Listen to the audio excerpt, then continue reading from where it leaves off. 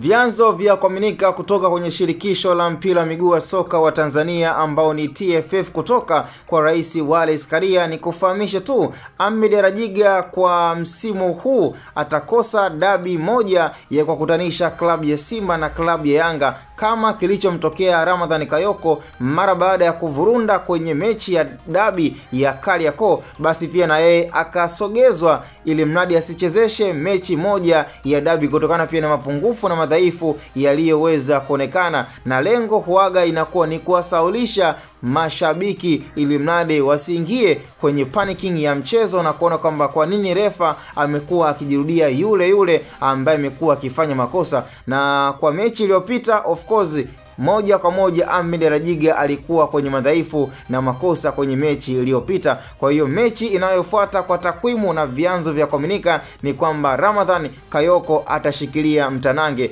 Kwa hiyo hatujajua itakuwa ni siku gani ama ni lini, lakini Ahmed Rajiga hatachezesha mechi inayokuja itakayokutanisha klabu ya Simba na klabu ya Yanga kwenye ligi ya NBC. Kwa hiyo Ramadhan Kayoko atakabidhiwa kitambaa na yeye ndo atakuwa referee wakati na muamuzi wa kila kitu kwenye mechi hiyo itakayokutanisha klabu ya Simba na klabu ya Yanga kwenye ligi ya NBC. Lakini kwa Ahmed Rajiga ni refa ambaye amekuwa akiaminika na kuonekana kwamba kwa sasa hivi tunajivunia kuwa na refa ambaye amekuwa akipewa nafasi kubwa pia katika michuano ya klabu bingwa. Lakini kwenye mechi iliyopita kutokana pia na udhaifu wa kibinadamu tunasema kwamba Ahmed Rajiga ni kweli aliteleza kwenye mechi ambayo kiuhalisia makosa yalikuwa ni mengi sana. Hivyo kwenye mechi inayokuja ya kukutanisha Simba na Yanga hatoweza kuchezesha mechi hiyo. Moja ama mbili zinaweza zikatokea na zisimfanye akawa yeye ndo amechezesha mechi hizo na kumpa nafasi Ramadhan Kayoko kuchezesha mtanange huo.